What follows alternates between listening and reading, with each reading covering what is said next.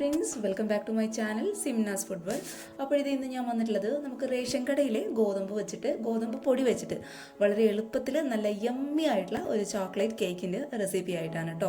അപ്പോൾ എല്ലാവർക്കും ഒരുപാട് ഉപകാരമാവുന്ന വീഡിയോ ആണ്. അപ്പോൾ കണ്ടു നോക്കുക. അതേപോലെ ഈ ഒരു കേക്ക് ഉണ്ടാക്കാൻ വേണ്ടിയിട്ട് നമുക്ക് ഓവൻ്റെയോ അതുപോലെ ബീറ്ററിൻ്റെയോ മുട്ടയുടെ ഒന്നിൻ്റെ ആവശ്യമില്ല. വളരെ സിമ്പിളായിട്ട് നമുക്ക് റെഡിയാക്കി എടുക്കാൻ പറ്റിയ നല്ലൊരു കേക്കിൻ്റെ റെസിപ്പിയാണ് കേട്ടോ. പിന്നെ ഈ ഒരു കേക്കിൻ്റെ റെസിപ്പി ഇഷ്ടപ്പെട്ടാൽ വീഡിയോ ഇപ്പം തന്നെ ഒന്ന് ലൈക്ക് ചെയ്തേക്കുക. അതേപോലെ ചാനലിൻ്റെ വീഡിയോസൊക്കെ ആദ്യമായിട്ട് ആരെങ്കിലും കാണുകയാണെന്നുണ്ടെങ്കിൽ ഒന്നും മടിച്ച് നിൽക്കാതെ സബ്സ്ക്രൈബ് ചെയ്യാം കേട്ടോ. അപ്പോൾ നമുക്ക് പെട്ടെന്ന് തന്നെ ഈ ഒരു കേക്കിൻ്റെ റെസിപ്പി എങ്ങനെ തയ്യാറാക്കും നോക്കാം. അപ്പോൾ ഈ ഒരു കേക്ക് റെഡിയാക്കാൻ വേണ്ടിയിട്ട് ഇതുപോലുള്ളൊരു ഗ്ലാസ്സിൽ ഒരു അര ഗ്ലാസോളം പാലാണ് കേട്ടോ ഞാൻ എടുത്തിട്ടുള്ളത്. അപ്പോൾ പാൽ എന്ന് പറയുമ്പോൾ ഒരിക്കലും തണുത്ത പാൽ എടുക്കാനായിട്ട് പാടില്ല, അതേപോലെ ഒരുപാട് ചൂടുള്ള പാൽ എടുക്കാനായിട്ട് പാടില്ല. നമ്മൾ പാലൊക്കെ കാച്ചിട്ട് നോർമലായിട്ട് തണുക്കുമല്ലോ, ആ ഒരു രീതിയിലുള്ള പാൽ, അതായത് ഒരു ഇളം ചൂടുള്ള പാൽ എടുത്താൽ മതിയാകും കേട്ടോ. അപ്പോൾ ഇത് ഇതുപോലുള്ളൊരു ഗ്ലാസ്സിൽ ഒരു അര ഗ്ലാസോളം പാൽ ഞാൻ എടുത്തിട്ടുണ്ട്. അപ്പോൾ കേക്കിന് വേണ്ടിയിട്ടുള്ള എല്ലാ ഇൻഗ്രീഡിയൻസും സെയിം ഗ്ലാസ്സിൽ തന്നെ എടുക്കാനായിട്ട് പ്രത്യേകം ഒന്ന് ശ്രദ്ധിച്ചേക്കാം കേട്ടോ. അതിപ്പോൾ നിങ്ങൾ കപ്പാണെങ്കിൽ അതിൽ തന്നെ എടുക്കുക, അല്ലാന്നുണ്ടെങ്കിൽ ഏതെങ്കിലും ഒരു പാത്രത്തിലാണെങ്കിൽ അതിൽ തന്നെ അളന്നെടുക്കാനായിട്ട് ശ്രദ്ധിക്കാം. അപ്പോൾ ഇതുപോലുള്ളൊരു അര ഗ്ലാസോളം പാലിൽ ഇനി 1.5 ടീസ്പൂണോളം വിനാഗർ ഞാൻ ഒഴിച്ചു കൊടുക്കുകയാണ്. അപ്പോൾ നമ്മൾ സാധാരണ ഭക്ഷണ സാധനങ്ങളിലൊക്കെ ഉപയോഗിക്കുന്ന ഏതെങ്കിലും ഒരു വൈറ്റ് വിനാഗർ എടുത്താലും മതി. അപ്പോൾ വിനാഗറിന് പകരമായിട്ട് നിങ്ങൾക്ക് ഇതേ സെയിം ക്വാണ്ടിറ്റിയിൽ ലെമൺ ജ്യൂസ്, അതായത് നാരങ്ങ നീരും എടുക്കാം കേട്ടോ. അപ്പോൾ ഇത് 1.5 ടീസ്പൂണോളം നിറയെ ഞാൻ ഇതിലോട്ട് അങ്ങോട്ട് ഒഴിച്ചു കൊടുക്കുന്നുണ്ട്. ഇത് നന്നായിട്ടൊന്ന് മിക്സ് ചെയ്ത് ഇത് നമുക്ക് അങ്ങോട്ട് മാറ്റി വെക്കാം കേട്ടോ. ഈ ഒരു പാല് നമുക്ക് നന്നായിട്ടൊന്ന് പുളിച്ച് വരണം. അപ്പോൾ അതിന് വേണ്ടിയിട്ടാണ് നമ്മൾ ഈ ഒരു സ്റ്റെപ്പ് ആദ്യമേ അങ്ങ് ചെയ്ത് വെച്ചേക്കുക. അപ്പോൾ നമ്മുടെ കേക്കിൻ്റെ ബാറ്ററൊക്കെ റെഡി ആയിട്ട് വരുമ്പോഴേക്കും ഈ ഒരു പാല് വിനാഗർ ചേർത്ത കാരണം നന്നായിട്ട് അങ്ങോട്ട് പുളിച്ച് വന്നോളും. അപ്പോൾ ഇത് നമുക്ക് അങ്ങോട്ട് മാറ്റി വയ്ക്കാം. ഇനി അതേ സെയിം ഗ്ലാസ്സിൽ തന്നെ ഒരു ഗ്ലാസ് നിറയെ ഗോതമ്പ് പൊടി ഞാൻ എടുത്തിട്ടുണ്ട്. അപ്പോൾ ഗോതമ്പ് പൊടിക്ക് പകരമായിട്ട് നിങ്ങൾക്ക് വേണമെന്നുണ്ടെങ്കിൽ മൈദ ഉപയോഗിക്കാം കേട്ടോ. അപ്പോൾ ഒരു ഗ്ലാസ് നിറയെ ഗോതമ്പ് പൊടി അരിപ്പയിൽ കൂടി നമുക്കൊരു പാത്രത്തിലോട്ട് അങ്ങോട്ട് ഇട്ട് കൊടുക്കാം. ഈ ഒരു അരിപ്പയിൽ ഒരു 5 ടീസ്പൂണോളം കൊക്കോ പൗഡർ ഞാൻ ചേർത്ത് കൊടുക്കുന്നുണ്ട്. അപ്പോൾ ഇത് അത്യാവശ്യം ഒരു ഡാർക്ക് കളറ് കൊക്കോ പൗഡറാണ് കേട്ടോ. നിങ്ങളുടെ കയ്യിൽ ലൈറ്റ് ആയിട്ടുള്ള കൊക്കോ പൗഡറാണ് ഉള്ളതെങ്കിൽ ഒരു 6 മുതൽ 7 ടീസ്പൂൺ വരെ കൊക്കോ പൗഡർ ഇട്ട് കൊടുക്കാം. അപ്പോൾ ഞാൻ എന്തായാലും ഒരു 5 ടീസ്പൂൺ നിറയെ ഇതിലോട്ട് അങ്ങോട്ട് ചേർത്ത് കൊടുക്കുകയാണ്. പിന്നെ ഒരു 1/2 ടീസ്പൂണോളം ബേക്കിംഗ് സോഡ ഞാൻ ഇട്ട് കൊടുക്കുന്നുണ്ട്. അതേപോലെ ഒരു 1/4 ടീസ്പൂണോളം ബേക്കിംഗ് പൗഡറും കൂടി നമുക്ക് ഇതിലോട്ട് അങ്ങോട്ട് ചേർത്ത് കൊടുക്കാം. പിന്നെ നമ്മുടെ കേക്കിൻ്റെ മധുരം എപ്പോഴും ഒന്ന് ബാലൻസ് ആക്കി കിട്ടാൻ വേണ്ടിയിട്ട് ഒരു നുള്ളു ഉപ്പും കൂടി ഇതിലേക്ക് കൂടി അങ്ങോട്ട് ചേർത്ത് കൊടുക്കാം. എന്നിട്ട് ഇതൊരു 2 തവണ നന്നായിട്ടൊന്ന് അരിച്ചെടുക്കാം കേട്ടോ. അപ്പോൾ അരിച്ചെടുക്കുന്ന സമയത്ത് നമ്മുടെ ഈ ഒരു പൗഡറൊക്കെ എല്ലാം കൂടി നന്നായിട്ടൊന്ന് മിക്സായി നമ്മുടെ കേക്ക് നന്നായിട്ട് സോഫ്റ്റായിട്ട് വരികയും ചെയ്യും, അതുപോലെ പൊങ്ങിയൊക്കെ വരും. അതിന് വേണ്ടിയിട്ടാണ് നമ്മൾ അരിപ്പയിൽ കൂടി 2 തവണ ഒന്ന് അരിച്ചെടുക്കുന്നത്. എൻ്റെ ഇപ്പോൾ അത്യാവശ്യം ചെറിയ അരിപ്പായതുകൊണ്ട് അരിച്ചെടുക്കാനായിട്ട് ഇച്ചിരി ബുദ്ധിമുട്ടുണ്ട് കേട്ടോ. അപ്പോൾ നിങ്ങളുടെ കയ്യിൽ വലിയ അരിപ്പൊക്കെ ഉണ്ടെന്നുണ്ടെങ്കിൽ അതായിരിക്കും നമുക്ക് അരിച്ചെടുക്കാൻ വേണ്ടിയിട്ട് കൂടുതൽ സൗകര്യം. അപ്പോൾ ഇത് 2 തവണ നന്നായിട്ട് അരിച്ചെടുക്കുക.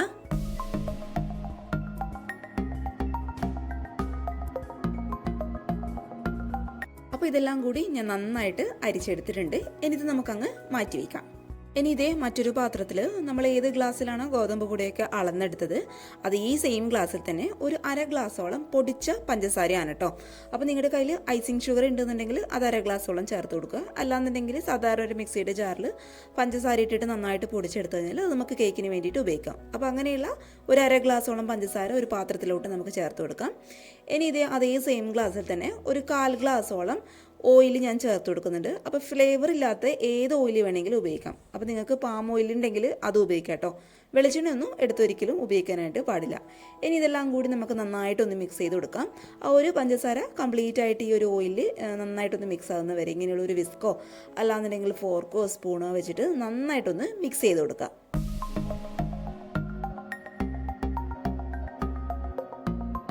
ഇനി നമ്മൾ നേരത്തെ പുളിക്കാനായിട്ട് മാറ്റി വെച്ച പാല് 1/2 ഗ്ലാസോളം പാല് കംപ്ലീറ്റ് ആയിട്ട് ഞാൻ ഇതിലോട്ട് ചേർത്ത് കൊടുക്കുകയാണ്. ഇനി ഇത് നമ്മൾ വീണ്ടും നന്നായിട്ടൊന്ന് മിക്സ് ചെയ്ത് കൊടുക്കണം കേട്ടോ. എങ്കിലേ നമ്മൾ ചേർത്ത് കൊടുത്ത പഞ്ചസാര കംപ്ലീറ്റ് ആയിട്ട് ഈ ഒരു പാലിൽ അലിഞ്ഞ് നമ്മൾ ആ ഒരു കേക്കിന് നല്ലൊരു ടേസ്റ്റ് കിട്ടും, അതായത് നല്ലൊരു മധുരം കിട്ടും. അപ്പോൾ അതിന് വേണ്ടിയിട്ട് നമ്മൾ ഡ്രൈ ആയിട്ടുള്ള ഇൻഗ്രീഡിയൻസ് ഇതിലോട്ട് ചേർത്ത് കൊടുക്കുന്നതിന് മുന്നേ ഇങ്ങനെയുള്ളൊരു വിസ്ക് വെച്ചിട്ട് അല്ലാന്നുണ്ടെങ്കിൽ ഫോർക്കോ സ്പൂണോ വെച്ചിട്ട് ഈ ഒരു പഞ്ചസാര കംപ്ലീറ്റ് ആയിട്ട് ഈ ഒരു പാലിൽ അലിയുന്നവരെ നന്നായിട്ടൊന്ന് മിക്സ് ചെയ്ത് കൊടുക്കുക.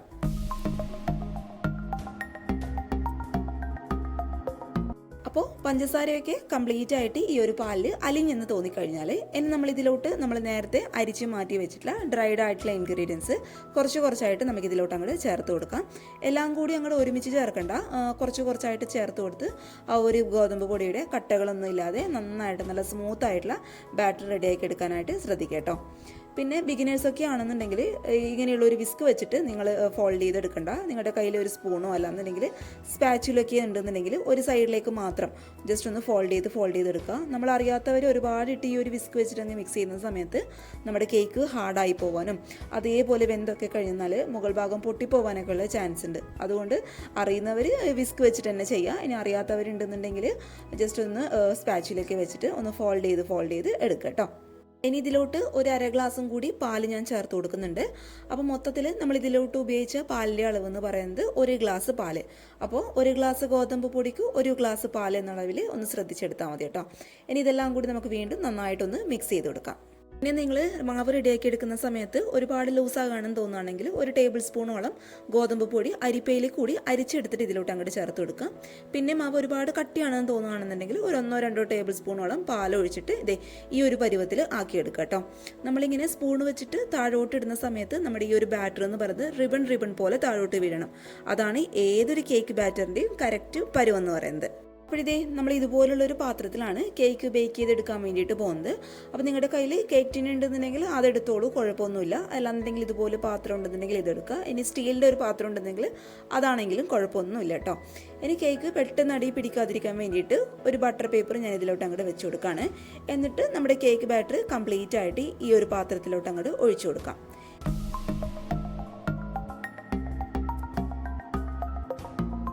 ഇനി ഇത് ജസ്റ്റ് ഒന്ന് ടാപ്പ് ചെയ്ത് കൊടുക്കാം. എന്തെങ്കിലും എയർ ബബിൾസും കാര്യങ്ങളൊക്കെ ഉണ്ടെന്നുണ്ടെങ്കിൽ അത് കംപ്ലീറ്റ് അങ്ങോട്ട് പോകാൻ വേണ്ടിയിട്ട് ജസ്റ്റ് ഒന്ന് ടാപ്പ് ചെയ്ത് കൊടുക്കാം. അപ്പോൾ ഇതുപോലുള്ളൊരു ഇഡ്ഡലി പാത്രത്തിലാണ് നമ്മൾ ഈ കേക്ക് ബേക്ക് ചെയ്തെടുക്കാൻ വേണ്ടിയിട്ട് പോകുന്നത്. അപ്പോൾ ഇഡ്ഡലി പാത്രത്തിൻ്റെ അടിയിലായിട്ട് ഞാൻ ആവശ്യത്തിന് നന്നായിട്ട് വെള്ളം വെച്ച് കൊടുത്തിട്ടുണ്ട് കേട്ടോ. കാരണം നമുക്കിതൊരു 30 മിനിറ്റ് ഒന്ന് ബേക്ക് ചെയ്തെടുക്കണം. അപ്പോൾ അതിനാവശ്യമായിട്ടുള്ള വെള്ളം വെച്ച് കൊടുക്കുക. എന്നിട്ട് അതിൻ്റെ അടിയിലായിട്ട് ഇതുപോലുള്ളൊരു ചെറിയ റിങ് ഒന്ന് ഇറക്കി വെച്ച് കൊടുക്കുക. എന്നിട്ട് നമ്മുടെ കേക്കിൻ്റെ ടിന്ന് ഇതിൻ്റെ മുകളിലോട്ടായിട്ട് അങ്ങോട്ട് വെച്ച് കൊടുക്കുക കേട്ടോ. എന്നിട്ട് ഈ ഒരു കേക്ക് ടിന് നമ്മൾ എന്തെങ്കിലും ഒരു പാത്രമോ അല്ലാന്നുണ്ടെങ്കിൽ ഫോയിൽ പേപ്പറോ വെച്ചിട്ട് ജസ്റ്റ് ഒന്ന് കവർ ചെയ്ത് കൊടുക്കുക കേട്ടോ. അല്ലാന്നുണ്ടെങ്കിൽ നമ്മുടെ ആവി ആ ഒരു കേക്കിൻ്റെ ബാറ്ററിലോട്ട് വീണിട്ട് കേക്ക് ശരിയായിട്ട് വരാതിരിക്കാനുള്ള ചാൻസ് ഉണ്ട്. അപ്പോൾ ഞാനത് കവർ ചെയ്തിട്ടുണ്ടായിരുന്നു, അത് ഈ ഒരു വീഡിയോയിൽ കാണിച്ചിട്ടില്ല. എന്നിട്ട് നമ്മുടെ ഇഡ്ഡലി ചെമ്പിൻ്റെ മൂടിയിട്ടിട്ട് ഒരു 30 മിനിറ്റ് ഹൈ ഫ്ലെയിമിൽ തന്നെ ഇട്ട് വേവിച്ചോളും. നമ്മൾ ഇതിൽ വെള്ളം വെച്ച കാരണം അടിയിൽ പിടിക്കുകയോ അല്ലാന്നുണ്ടെങ്കിൽ ഓവർ ടൈം ആയിപ്പോവും, അങ്ങനെയുള്ള ഒരു ടെൻഷനും വേണ്ട. ആവശ്യത്തിന് വെള്ളം ഒഴിച്ചു കൊടുക്കുക, അത് മാത്രം ഒന്ന് ശ്രദ്ധിച്ചാൽ മതി. എന്നിട്ട് ഹൈ ഫ്ലെയിമിലിട്ട് 30 മിനിറ്റ് നമുക്ക് ഈ ഒരു കേക്ക് നന്നായിട്ടൊന്ന് ബേക്ക് ചെയ്തെടുക്കാം. അപ്പോഴത്തേ നമ്മുടെ കേക്ക് കറക്റ്റ് ആ ഒരു ടൈം കൊണ്ട് നന്നായിട്ട് ബേക്കായിട്ട് വന്നിട്ടുണ്ട്. അപ്പോൾ നല്ല സോഫ്റ്റ് ആയിട്ടുള്ള കേക്കാണ് കേട്ടോ. അപ്പോൾ കംപ്ലീറ്റ് ആയിട്ടൊന്ന് ചൂട് മാറിക്കഴിഞ്ഞതിന് ശേഷം നമുക്ക് ഈ ഒരു ബട്ടർ പേപ്പർ ഈ ഒരു കേക്കിൽ നിന്ന് അങ്ങോട്ട് മാറ്റി കൊടുക്കാം. അപ്പോൾ നല്ല എക്സ്ട്രാ സോഫ്റ്റ് ആയിട്ടുള്ള കേക്കാണ്. നമ്മളിതിൽ മുട്ടയൊന്നും ചേർത്തിട്ടില്ല. എന്നിട്ട് ഇത് നല്ലതായിട്ട് സോഫ്റ്റായിട്ട് വന്നിട്ടുണ്ട്. അപ്പം നമുക്കിനി വെള്ളം ഒഴിച്ചിട്ടും കേക്ക് ബേക്ക് ചെയ്തെടുക്കാൻ വേണ്ടിയിട്ട് പറ്റും. കാരണം ഒരുപാട് പേര് എൻ്റെ അടുത്ത് കമൻറ്റ് ഇട്ടിട്ടുണ്ടായിരുന്നു, കേക്ക് നമ്മൾ ഒന്നും ഇല്ലാതെ വേവിച്ചെടുക്കുന്ന സമയത്ത് പാത്രം അടിയിൽ പിടിക്കുമോ, കരിഞ്ഞു പോവോ, അങ്ങനെയുള്ള ഒരുപാട് കമൻറ്റ്സ് എനിക്ക് മുന്നേ കേക്കിൻ്റെ റെസിപ്പി ഇട്ടപ്പോഴും വന്നിട്ടുണ്ടായിരുന്നു. അപ്പോൾ ഇനി അതിനുള്ള ടെൻഷനൊന്നുമില്ല, നമുക്ക് വെള്ളം ഒഴിച്ചിട്ടും കേക്ക് ബേക്ക് ചെയ്തെടുക്കാൻ വേണ്ടിയിട്ട് പറ്റും കേട്ടോ. ഇനി ഈ ഒരു കേക്ക് നന്നായിട്ട് തണുക്കാൻ വേണ്ടിയിട്ട് ഫ്രിഡ്ജിൻ്റെ നോർമൽ റാക്കിൽ വെച്ചിട്ട് ഒരു 15-20 മിനിറ്റ് നമുക്ക് നന്നായിട്ട് ഈ ഒരു കേക്ക് ഒന്ന് തണുപ്പിച്ചെടുക്കാം. അപ്പോൾ ആ ഒരു സമയം കൊണ്ട് നമുക്ക് ഈ ഒരു കേക്കിന് ആവശ്യമായിട്ടുള്ള ചോക്ലേറ്റ് ഗനാഷ് ഒന്ന് റെഡിയാക്കി എടുക്കണം. അതിനായിട്ട് ഇതേ ഇങ്ങനെയുള്ളൊരു പാനിൽ 3 ടീസ്പൂണോളം കൊക്കോ പൗഡർ ഞാൻ ചേർത്ത് കൊടുക്കുന്നുണ്ട്. അതേപോലെ നമ്മുടെ ഗനാഷിന് നല്ലൊരു മധുരം കിട്ടാൻ വേണ്ടിയിട്ട് ഒരു 6 ടീസ്പൂണോളം പൊടിച്ച പഞ്ചസാരയും കൂടി നമുക്കിതിലോട്ട് അങ്ങോട്ട് ചേർത്ത് കൊടുക്കാം.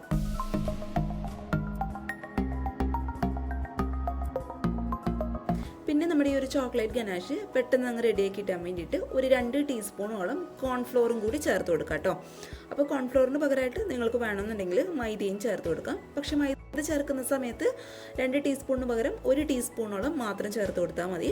പക്ഷേ കോൺഫ്ലോർ ആയിരിക്കും നമ്മുടെ ഈ ഒരു ഗനാഷിന് കുറച്ചും കൂടി കൂടുതൽ ടേസ്റ്റ് കൊടുക്കുക. അപ്പോൾ അത് നിങ്ങളുടെ ഇഷ്ടത്തിനനുസരിച്ച് ചെയ്യുക. എന്നിട്ട് ഇതിലോട്ട് ഒരു 1/2 ഗ്ലാസും കൂടി പാല് ചേർത്തിട്ട് ആദ്യം നമുക്ക് നന്നായിട്ടൊന്ന് മിക്സ് ചെയ്ത് കൊടുക്കാം. ഇനി ഈ ഒരു മിക്സ് നന്നായിട്ട് ആ ഒരു പഞ്ചസാരയൊക്കെ പാലിൽ നന്നായിട്ടൊന്ന് അലിഞ്ഞെന്ന് തോന്നിക്കഴിഞ്ഞാൽ ഒരു അര ഗ്ലാസും കൂടി പാൽ ഞാൻ ഇതിലോട്ട് അങ്ങോട്ട് ചേർത്ത് കൊടുക്കുകയാണ്. എന്നിട്ട് നമ്മളിത് സ്റ്റൗവിൽ വെച്ചിട്ട് നന്നായിട്ടൊന്ന് കുറുക്കിയെടുക്കാം. അപ്പോൾ മൊത്തത്തിൽ നമ്മളിതിലോട്ട് 1 ഗ്ലാസ് പാലാണ് കേട്ടോ ചേർത്ത് കൊടുത്തിട്ടുള്ളത്. അപ്പോൾ കുറുക്കിയെടുക്കുന്ന സമയത്ത് നമ്മളിതിലോട്ട് ഒരുപാട് ഹൈ ഫ്ലെയിമിൽ നമ്മളിത് വെക്കാനായിട്ട് പാടില്ല. നമ്മൾ ചേർത്ത് കൊടുത്ത ആ ഒരു കോൺഫ്ലവറിൻ്റെയും അതേപോലെ കൊക്കോ പൗഡറിൻ്റെയും ആ ഒരു പച്ച ടേസ്റ്റൊക്കെ മാറിയിട്ട് നല്ല ഒരു ടേസ്റ്റ് വരണം. അപ്പോൾ അതിന് വേണ്ടിയിട്ട് ലോ ടു മീഡിയം ഫ്ലെയിമിൽ വെച്ചിട്ട് മാത്രം നമ്മളിതൊന്ന് കുറുക്കിയെടുക്കുക.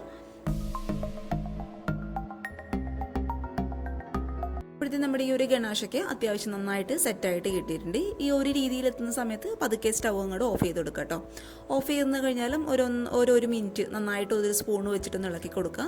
കാരണം ഈ ഒരു പാനിൻ്റെ ചൂട് കാരണം ഇത് വീണ്ടും കട്ട പിടിച്ച് പോകാനുള്ള ചാൻസ് ഉണ്ട്. അപ്പോൾ അത് ഒഴിവാക്കാൻ വേണ്ടിയിട്ട് നന്നായിട്ടൊന്ന് മിക്സ് ചെയ്ത് കൊടുക്കുക. പിന്നെ ഇത് കുറുക്കിയെടുക്കുന്ന സമയത്ത് നമ്മൾ കൈ വിടാതെ ഇളക്കി കൊടുത്ത് കൊണ്ടേയിരിക്കണം കേട്ടോ. അത് ഞാൻ പറയാനായിട്ട് വിട്ടുപോയതാണ്. അല്ലാന്നുണ്ടെങ്കിൽ നമ്മൾ കോൺഫ്ലോറൊക്കെ ഇതിൽ ചേർത്ത് കൊടുത്ത കാരണം ഇത് പെട്ടെന്ന് കട്ട പിടിക്കാനുള്ള ചാൻസ് ഉണ്ട്. അതുപോലെ അടിയിലൊക്കെ പിടിക്കാനുള്ള ചാൻസ് ഉണ്ട്. അപ്പോൾ അത് ഒഴിവാക്കാൻ വേണ്ടിയിട്ട് നന്നായിട്ടൊന്ന് മിക്സ് ചെയ്ത് കൊടുക്കുക. എന്നിട്ട് ഇതേ ഈ ഒരു പരുവത്തുന്ന സമയത്ത് നമുക്ക് പതുക്കെ സ്റ്റവ് അങ്ങോട്ട് ഓഫ് ചെയ്ത് കൊടുക്കാം. എന്നിട്ട് അവസാനത്തെ സ്റ്റേജിൽ ഇതിലോട്ട് ഒരു 1/2 ടീസ്പൂണോളം ബട്ടറും കൂടി നമുക്ക് ചേർത്ത് കൊടുത്തിട്ട് നന്നായിട്ടൊന്ന് മിക്സ് ചെയ്ത് കൊടുക്കുക. എന്നിട്ട് ഇതിൻ്റെ ചൂട് ഒന്ന് പതുക്കെ മാറിക്കഴിഞ്ഞാൽ നമ്മളിത് മറ്റൊരു പാത്രത്തിലോട്ട് മാറ്റി ഫ്രിഡ്ജിൻ്റെ നോർമൽ റാക്കിൽ വെച്ചിട്ട് ഒരു 15-20 മിനിറ്റ് നമുക്ക് നന്നായിട്ടൊന്ന് തണുപ്പിച്ചെടുക്കാം.